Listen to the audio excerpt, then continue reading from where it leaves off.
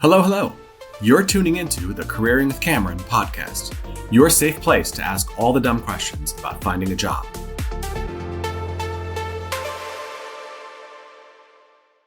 Hey everybody, it's Kevin Cameron with Careering with Cameron. Thanks for joining us again for this episode. I am joined by Christine Avedissian, who is a former client and somebody that we've worked with through her career transition. And she graciously said, you know what? I would love to be on the show to share a little bit about what it's like to go through career transition, what has helped me, what was effective, maybe kind of how she's feeling through the whole process, but really be able to share with our audience who probably is in career transition at this point. What did you find that worked well and helped, and what would you recommend? So without further ado, Christine, welcome to the show. Thank you for having me. I'm happy to be here. Absolutely. So let's kind of jump right in, right? So tell us a little bit about your background and just to help the audience understand what you were doing so that they understand kind of how you're moving forward. Yeah, sure. So I'm an in-house attorney that works in different companies in different industries. I worked in the entertainment industry for the first 10 years of my career. And then I transitioned into the medical space where I worked for a biopharmaceutical company.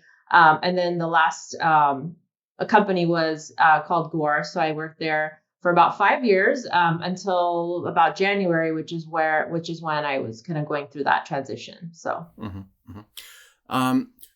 was the transition process, was this the first time that you've gone through the career transition component? It's not the first time. Okay. I think this was the second time, but I think the first time I was definitely in a different industry and a different time, right? So I worked in the entertainment industry and I was working in a niche area that I had a lot of contacts. And so it was only like a month or so after that I was able to find a role. But I think this time, given how surprising it was to go through the process and just not being fully prepared, made it a little more challenging, as well as just the market in general and kind of what we're all seeing with the AI, how companies are just, continuously making those changes. So just added a little extra pressure. Yeah. Yeah. What was the biggest surprise that you faced in starting this process of finding a new position? Like if I said, there's lots of things that happen throughout this, right? But what's the one that you look back on, you're like, wow, I really didn't expect that to happen? Yeah, I think it was the fact that, and I'm sure everyone hears this these days, is like all of these jobs that you apply for, they're all these online portals and they're using AI. It's very rare that your resume even gets to someone. And so that was surprising. Like, I know I'm qualified. I know I hit all the notes in, the job ad. My resume is good. I'm applying for so many roles, and how is it possible that it's not making it to the people that need to see it? And that was surprising to me. Yeah, it is a big change from, the thousands, not even the 90s, the thousands in terms of the application process no longer feeling sort of a confidence that once HR has your information or recruitment has your information, you've done the part that you need to do. So that is definitely something that people are very surprised with. Yes. In terms of, and I think more so coming from larger companies that they have those facilities and capabilities to be able to screen additional people. The smaller ones may not always be able to do that. Yeah. What do you think was kind of the turning point for you when you realized that was happening to figure out like, okay, what do I do next year? Like how am I going to do this? Yeah, I kind of had to make a shift, right? Because I knew that I was very motivated to find something quickly. I knew it wasn't going to be quick, but I wanted to kind of put all of my energy into it. And I knew I had to make a change. So what I did was, before I applied for a role that I was interested in on their company's website, I first went through LinkedIn and tried to find someone that I was connected with that worked at the company or knew someone that worked at the company, tried to find a connection in some way to find a way to get my resume in front of someone, or at least have someone know that I'm interested in the role so that they can make sure that my resume gets to the right person in some way, right? It doesn't necessarily mean that person would give my resume, but at least say that, give my name or in some way make it a little more likely that there's a chance that there would be someone looking at my resume. And so that's one change that I made. So before I applied online, because once you apply through the HR process, they might just reject you. And that actually did happen for a role that I actually interviewed for. I was rejected by the system, but the person that I was talking to was interested in me. So it's very strange.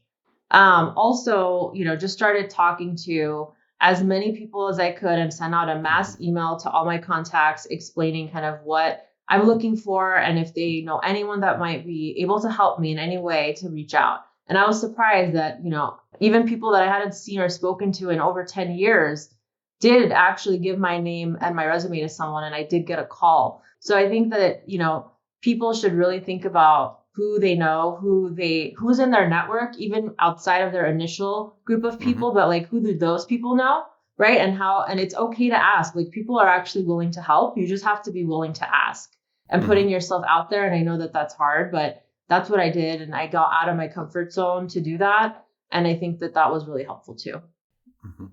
Yeah, it's interesting to hear that because a couple points I want to circle back on. One, that you didn't stop just based on a rejection message that you weren't selected. You kept going. And I think that like the rejection message does not feel good. Like it's not anybody's favorite email to get, right? So it's like a text message and rejection message, probably the same thing. So I think that the fact that you were willing to stay with it and you were very diligent in your kind of motivation to move forward is a huge separator.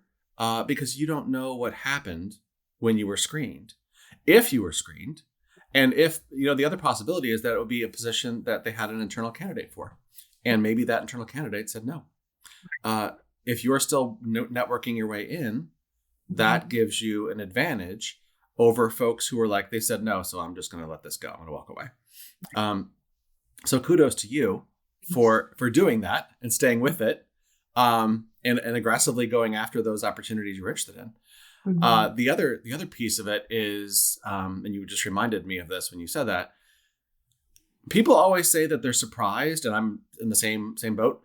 They're surprised about the people who do help them versus the people who don't, right?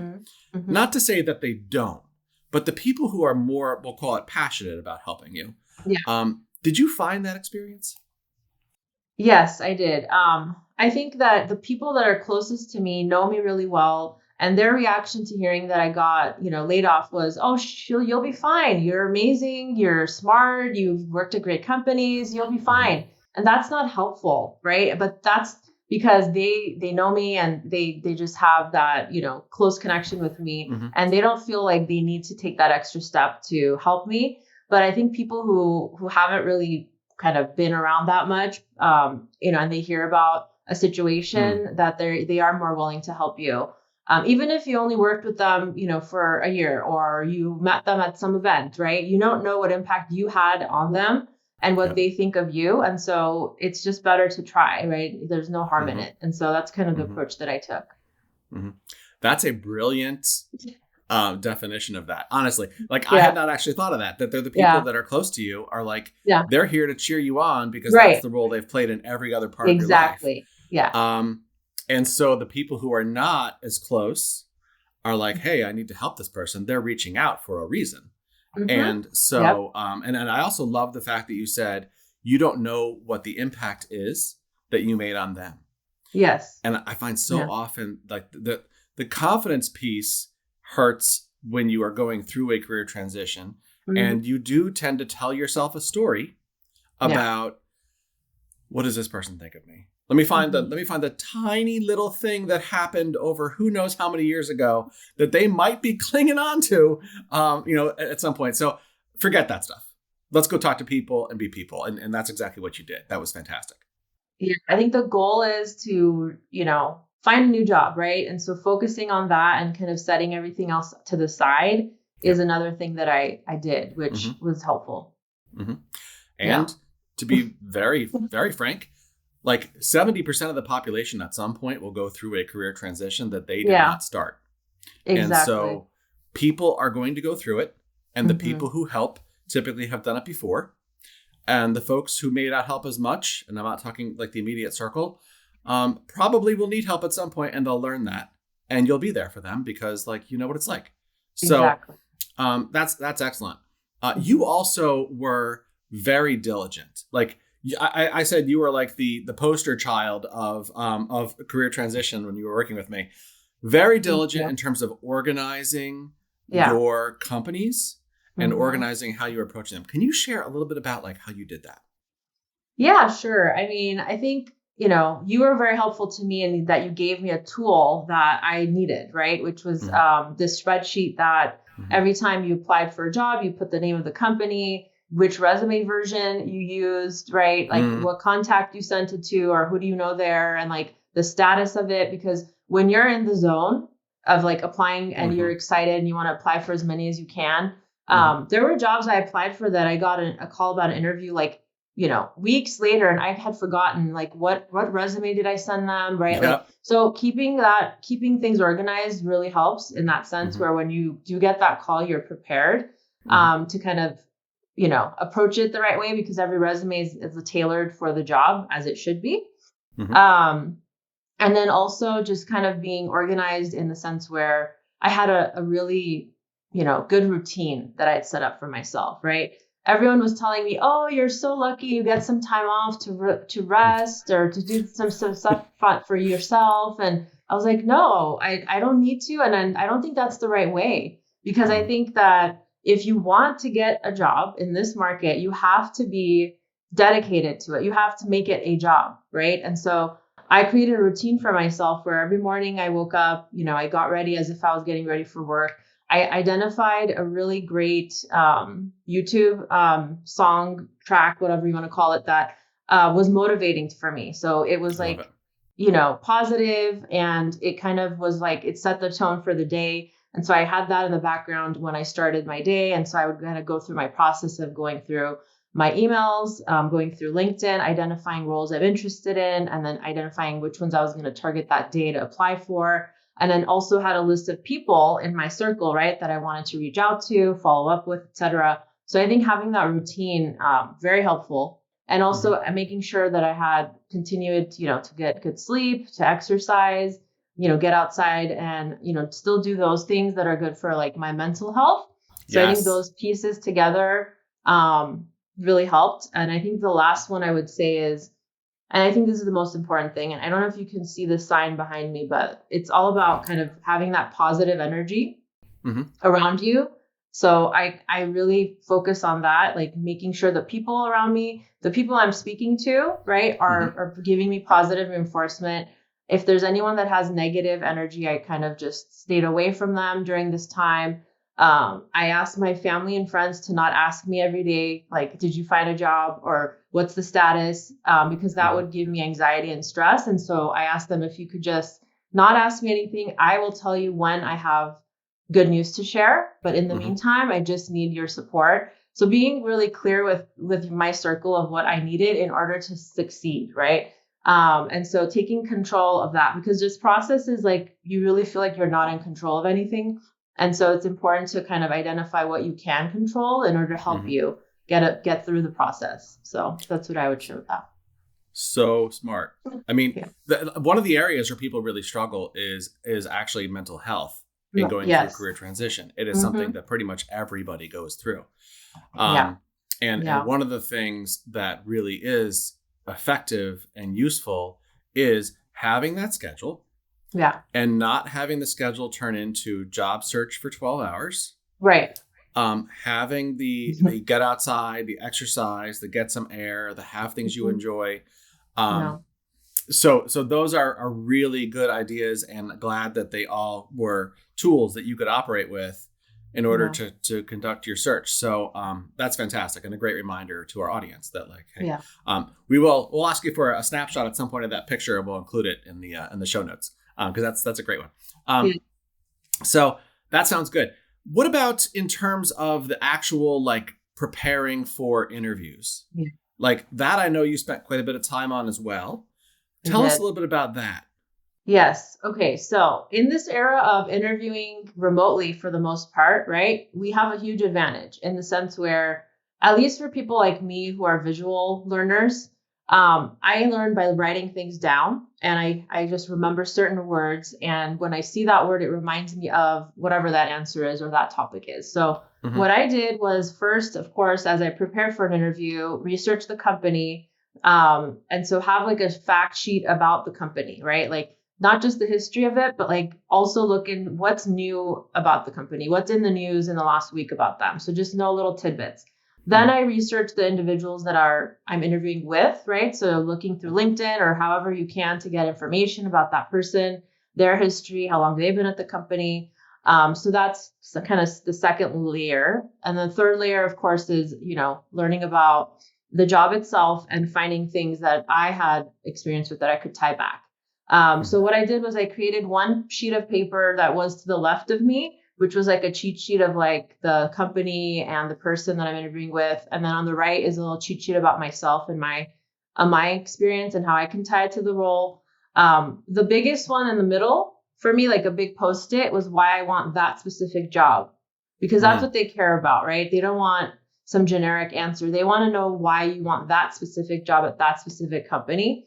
So having like colorful post-its kind of surrounding me around the screens.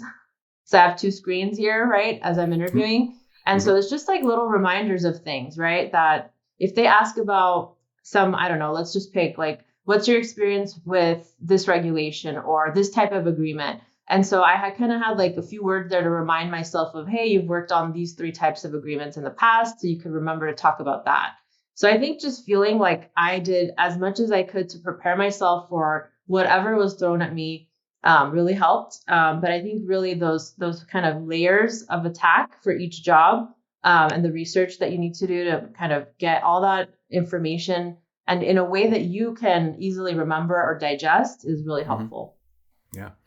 That's excellent. I love the tools that you used through the process as well. And it's funny, we've gone from an age of people saying like, is it okay if I take notes in the interview? Yeah. You better be taking notes in the interview, to now like having like Post-its and all kinds of things around that can help you as an aid. Like, why not use all the advantages that you can? Exactly. Yeah. And, I feel like at least for me, that's what worked. Others are not as visual. Maybe that's too distracting for someone, right? But find what it is that you feel will get you as confident as possible in that room or that moment that you're being interviewed. So, yeah. It's interesting. A lot of what I've been reading recently has been about the fact that because we have the technology that we do today, and I'm not saying that AI is the answer, but the actual can you do the job part of the interview is kind of over. Really what they're looking for is fit. How are you going to fit this team? How are you going to fit the organization?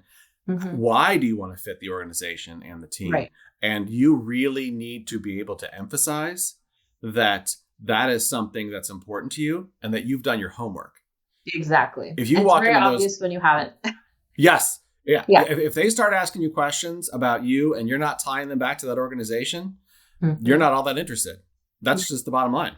Right. So yeah, the preparation is huge. Excellent. Okay.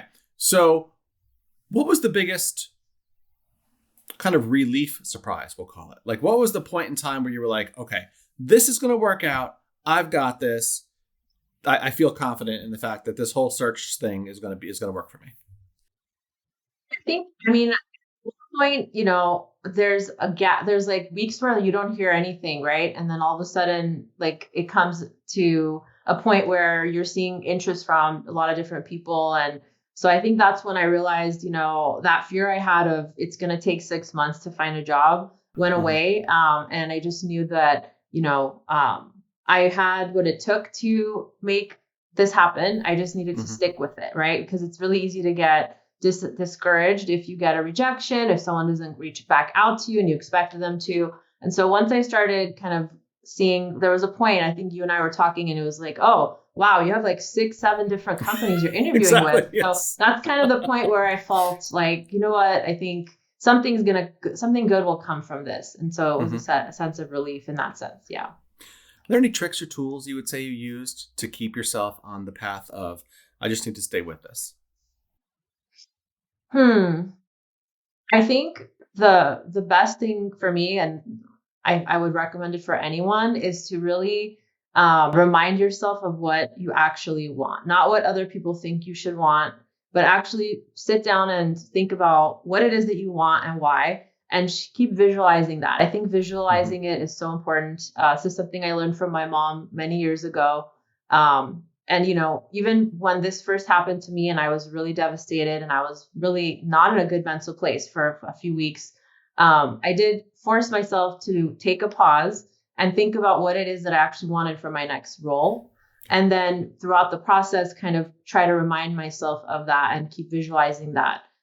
Because it's really easy to get sidetracked. It's really easy to say, oh, this is too difficult, or maybe I should just give in and kind of do something like something that's easier. So keeping that visual in your mind is helpful. It really is. And I think that the visualization is important. Also, the feeling that half of our listeners right now, our watchers right now, are going to probably throw something at the screen. But there's a lot of people who actually don't get the opportunity to pause in their career and figure out what's next. And so what I'll tell those of you who are in career transition is that there's a little bit of a silver lining here, which is you get to say, hold up. I want to make sure I'm on the right track here, or I didn't like that track. I was in the track because it was there. I can go to this track now. And so that's something that's important, and it can still be done by really going through the process that you did and, refitting your resume, looking at the descriptions, making sure you're chasing folks that can connect you to opportunities and getting the messaging out there. And so that was excellent. Okay. So this has been really fun to kind of pick your brain in terms of things that worked well for you. Anything that I haven't asked that you think you want to share with the audience in terms of your process? I think we've covered the most important pieces, but I would just add this final thing because it came up yesterday. I was talking to a friend who wants to make a transition as well. The job descriptions are ridiculous. There's job descriptions that I would say, like, within, my own research that I've done, most people won't qualify for all those things. So don't just, say, oh, I'm not going to qualify, I'm not going to apply. You'll be surprised at what the person actually is looking for in that role, right? And so if you see anything in there that's A, you can tie it back to something you've done, or B, you feel like you could do it and explain why, apply. Absolutely. Yeah. It's that's actually an angle to take when you're connecting to somebody in the organization is to reach out and say, hey, there's an awful lot going on with this job description. Yeah. Like, can you tell me what they're really looking for? Like, should I even bother to apply? What are they really looking for? And then you'll get the actual meaning of the description. But there is definitely a component right now.